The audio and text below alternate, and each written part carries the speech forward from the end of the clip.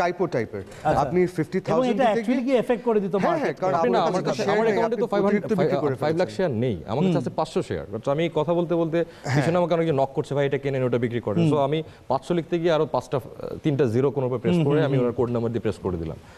মানে আপনার একদম এন্টায়ার স্ক্রিন খালি। শেয়ার ছিল 500, বিক্রি করে দিয়েছি 5 লাখ। তো এখন এই যে শর্ট সেলটা হলো, এই শর্ট সেলটা সাপোর্ট দিতে গেলে আমরা দেখেছি যে অনেক মেম্বারশিপ সাসপেন্ড হয়ে গেছে, পেনাল্টি হয়েছে, অনেক কিছু। এটা কিন্তু ওই ট্রেডারের কোনো দোষ ছিল না, রাইট? সিস্টেমটাই এমন ছিল। এটাকে এখন আমাদের এই সিস্টেমগুলো অনেক বেটার এখন ডেভেলপ করেছে। এখন আপনার অ্যাকাউন্টে শেয়ার না থাকলে আপনার সেল হবে। Thank you very much. আমাদের এই সেকেন্ড সেগমেন্টে আমার মনে হয় আপনাদের জন্য এটা খুব ইনফরমেটিভ একটা সেগমেন্ট ছিল। তো আমাদের পরবর্তী সেগমেন্টে আমরা আলোচনা করব আরো ডিটেইলসে এই নতুন নিয়মগুলো নিয়ে এবং কমপ্লায়েন্স নিয়ে, এবং আমাদের এই শেয়ার মার্কেটকে ফিউচারে কিভাবে আমরা স্টেবল করব সেই স্টেবিলিটিগুলো নিয়ে। তো আশা করি আমাদের সেই সলিউশন সেগমেন্ট আপনারা অবশ্যই আমাদের সাথে এনজয় করবেন। তো সেই কথা বলে থার্ড সেগমেন্ট দেখার আমন্ত্রণ জানিয়ে একটা ছোট ব্রেক নিচ্ছি। Thank you very much.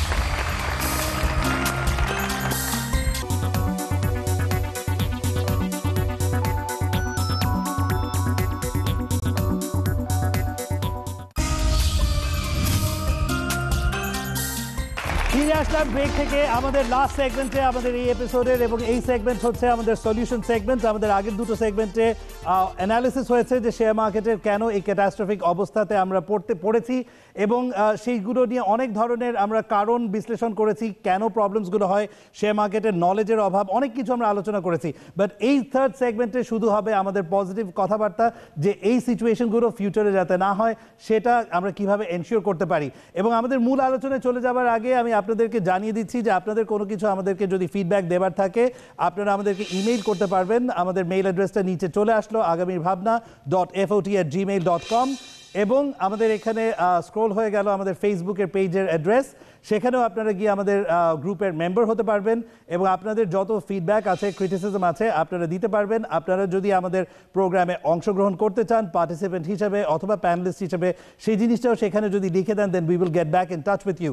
এবং একটা জিনিস আমি আপনাদেরকে বলতে চাচ্ছি যে আমাদের এটা শুধু একটা টেলিভিশন প্রোগ্রাম নয়, এটা একটা সোশ্যাল ইনিশিয়েটিভ, এটা আপনাদের থটসকে এক্সপ্রেস করার একটা প্রোগ্রাম। আপনারা আমাদের সাথে যদি সম্পৃক্ত হন তবে একসাথে মিলে সত্যিকারের একটা ইম্প্যাক্ট আমরা সোসাইটিতে, কমিউনিটিতে, আমাদের ইকোনমিতে ইনশাআল্লাহ করতে পারবো। তো সেই কথা বলে আমি এখন আমাদের গ্যালারিতে আমাদের আলোচনাটা স্টার্ট করছি। আপনাদের কাছে আমি খুব সংক্ষেপে জানতে চাচ্ছি যে আমাদের এই শেয়ার মার্কেটের ফিউচারটাকে স্টেবল করার জন্য কি কি পদক্ষেপ নেওয়া যেতে পারে। ভেরি কুইকলি কে বলবেন? হাত উঠান। অলরাইট, কয়েকজন হাত উঠিয়েছেন। আমি আপনার হাতে মাইক আছে, আপনাকে দিয়ে স্টার্ট করছি। জি বলুন। তা আমি মনে করি অন্য সব প্রতিষ্ঠানের মতো শেয়ার বাজারে একটি সরকারি নীতিমালা আছে। তো সেই নীতিমালার যদি সঠিকভাবে ইমপ্লিমেন্টেশন হয় এবং প্রপারলি সেটাকে যদি মনিটরিং করা হয়, আমার মনে হয় ইন ফিউচারে এই ধরনের ঘটনা কখনো রিপিট হবে না। সো আমরা নীতিমালা আছে এটা জানলাম, আপনি সেটার মনিটরিং এর উপরে, ইমপ্লিমেন্টেশনের উপর জোর দিচ্ছেন। Well said, well said. জি, আমি একটু ওনাকে সুযোগ দিচ্ছি, উনি বলতে চেয়েছিলেন, মাইকটা ওনাকে পাস করে দেন। জি বলুন প্লিজ। Thank you. আমার যেটা মনে হয় সেটা হলো যে এই যে একটা স্টিপ ফল হলো, এটার মেইন একটা কারণ হলো যে আমাদের ল্যাক অফ ইনফরমেশন। অনেক বেশি ইনফরমেশনের ঘাটতি আছে আমাদের শেয়ার মার্কেট সম্পর্কে।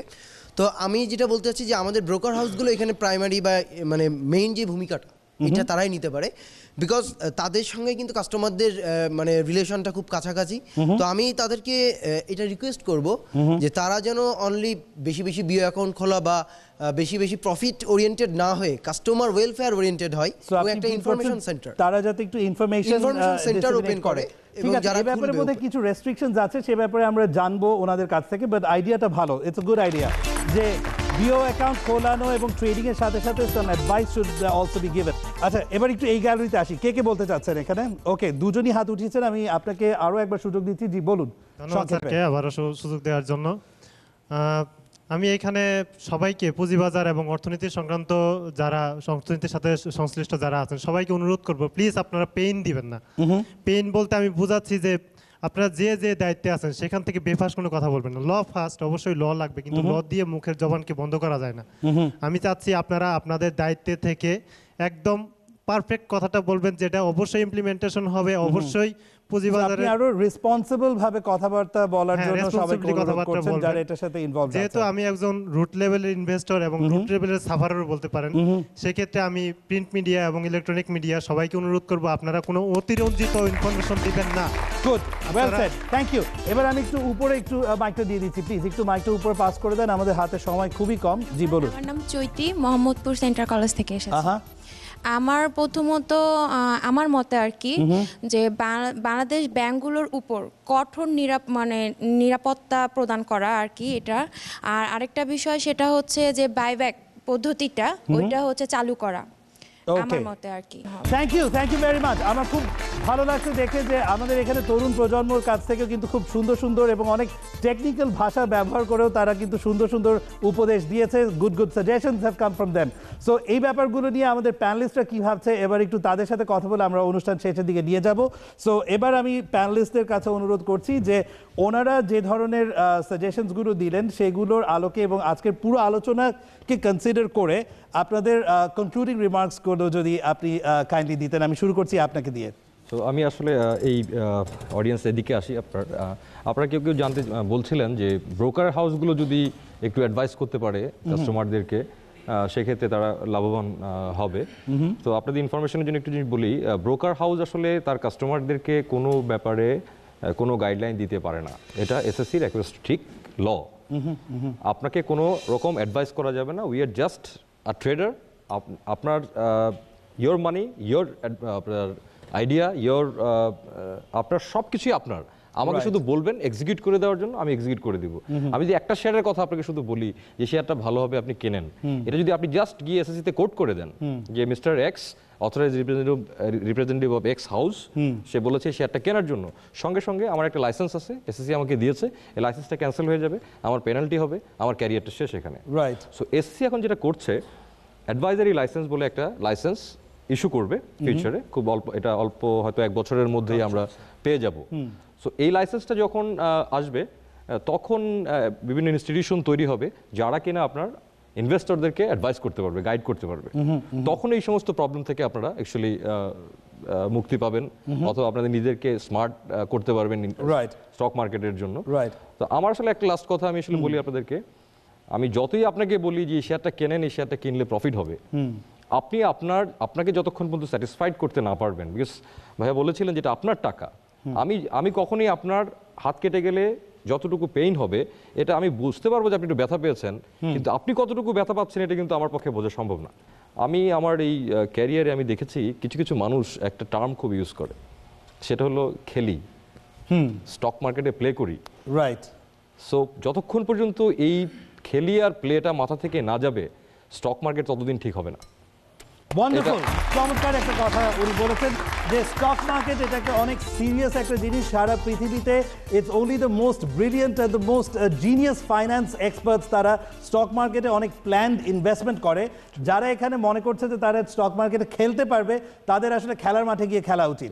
So thank you very much, চমৎকার একটা কথা দিয়েছেন আপনি আমাদের কনক্লুডিং রিমার্কে।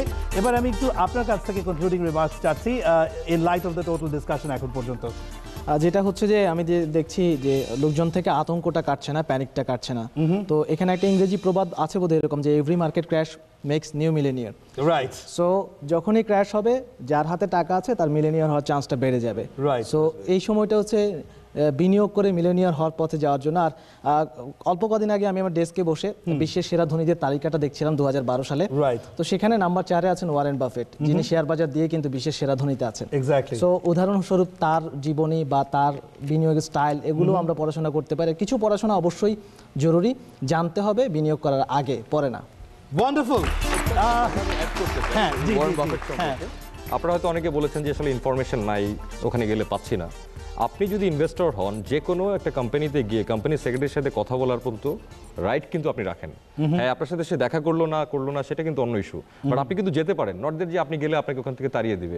ওয়ারেন বাফেটের ইনভেস্টমেন্টের সবচেয়ে বড় একটা বিষয় ছিল উনি আগে কোম্পানিতে যাবেন, কোম্পানির অ্যাকাউন্টস দেখবেন, কোম্পানি সম্পর্কে জানবেন, ম্যানেজমেন্ট সম্পর্কে জানবেন, তারপর উনি সেই শেয়ারটাতে ইনভেস্ট করবেন। যদি আগামী 3 বছর 5 বছরের মধ্যে যদি সেটাতে কোনো প্রফিট না হয়, তাও সেখানে সে ইনভেস্ট করবে যদি উনি দেখে যে নেক্সট 10 ইয়ার্স এই মার্কেট এই কোম্পানিটার অনেক বড় একটা সো এটা আসলে শর্ট টার্ম গেইনের মার্কেট, শেয়ার মার্কেট শর্ট না, টার্ম মার্কেট গেইন না, এটা ওয়ান্ডারফুল, এটা একটা ভালো থট আমি পেলাম।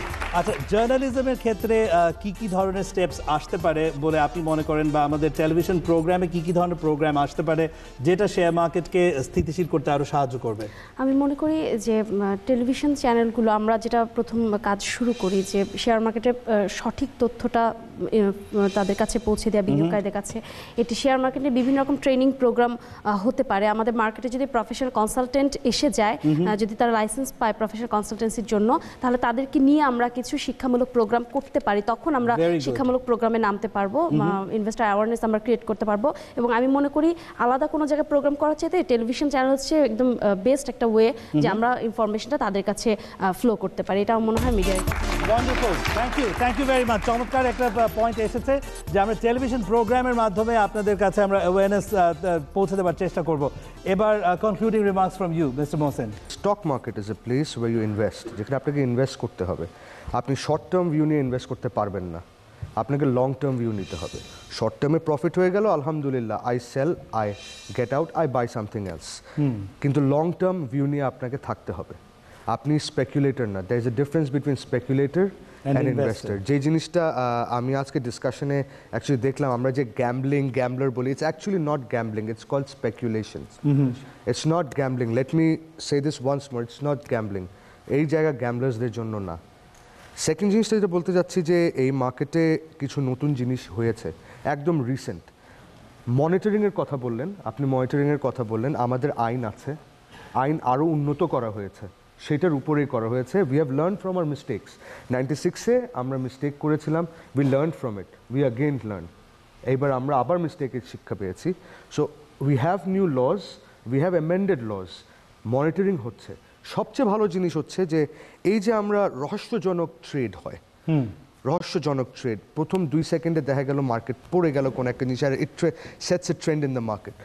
সেটার এগেইনস্টে কিন্তু অ্যাকশন নেওয়া হয়েছে। কয়েকটা লাইসেন্স গত 3-4 মাসে ক্যান্সেল করা হয়েছে অথরাইজদের, সেটা আমরা সবাই জানি।